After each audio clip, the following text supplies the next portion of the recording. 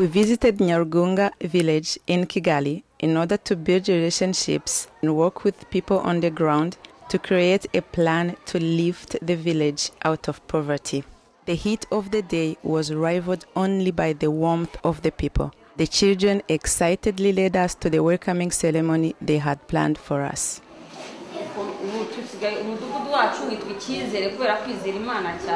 Our community is now called Hope. It's called the Hope because we hope in God. And we hope in the future. It was heartwarming to see how accepting and loving the children were. They welcomed us with prayer and dance.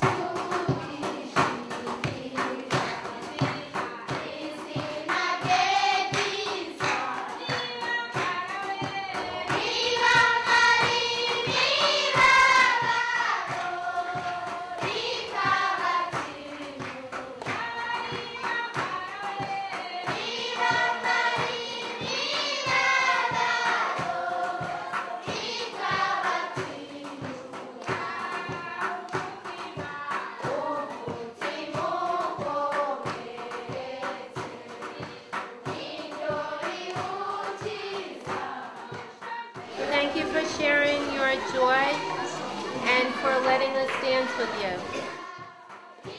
Nyarugunga village is a government-built village for the survivors of genocide and survivors of HIV/AIDS. Because of the nature of the genocide, the village is comprised of mostly women and children. Their day-to-day needs are quite basic. What would better look like for her in her life right now? What would make her life better? Her better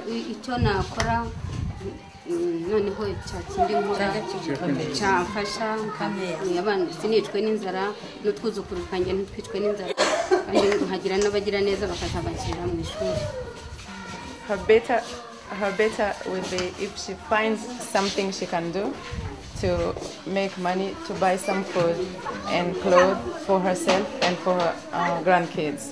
In order to meet her needs, this woman rents out most of her home. She's left with an area the size of her small bed. Because all of her children died in the genocide, they killed everyone of her family.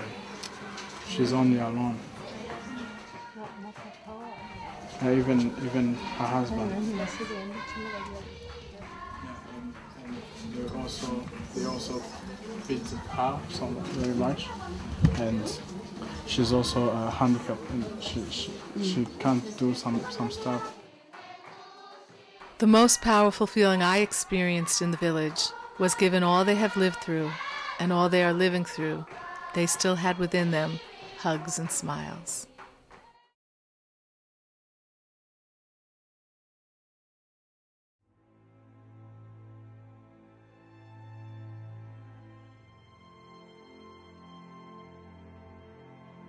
So the aim of this center was to provide decent burials to the genocide victims, and more than 250,000 people have been buried here so far.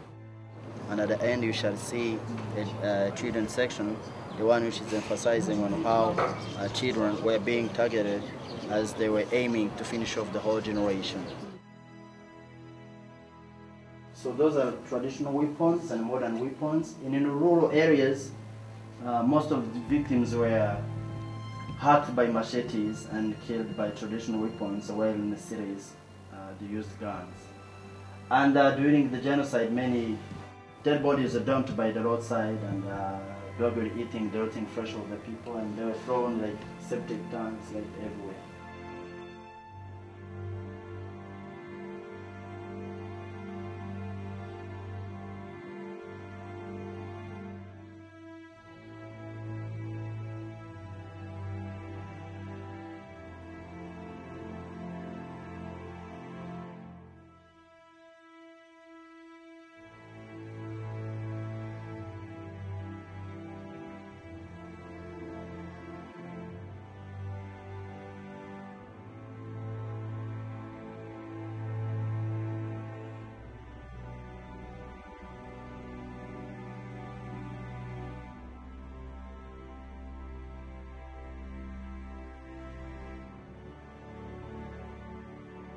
We crossed the border from Rwanda into Congo to stand with women who have been victims of sexual violence committed by the Interahamwe, who fled Rwanda after waging the genocide and have continued to do so in Congo.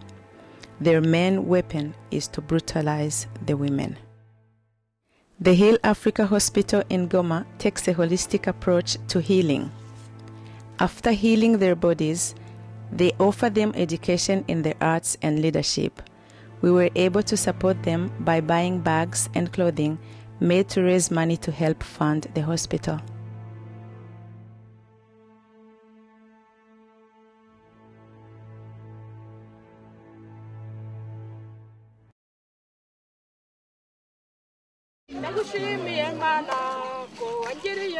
When I first met Marie, I marveled at what an extraordinary woman she was.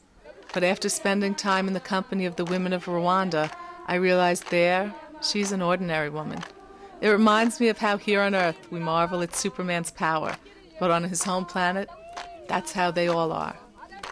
Having experienced the deep wisdom and strength of these women, I returned home a stronger, wiser woman and mother.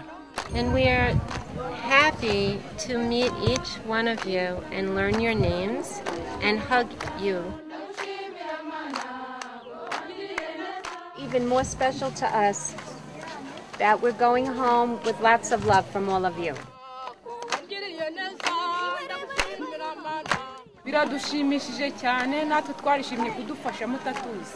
She's happy that you help them, even though you don't know who they are. Helping somebody without knowing them, it's a miracle.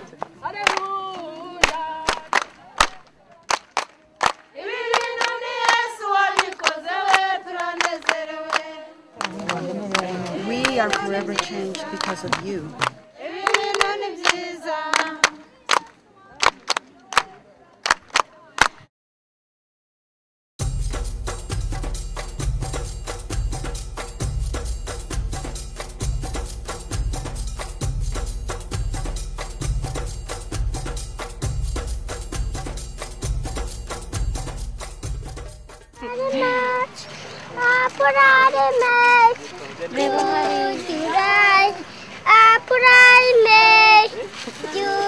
Jurai,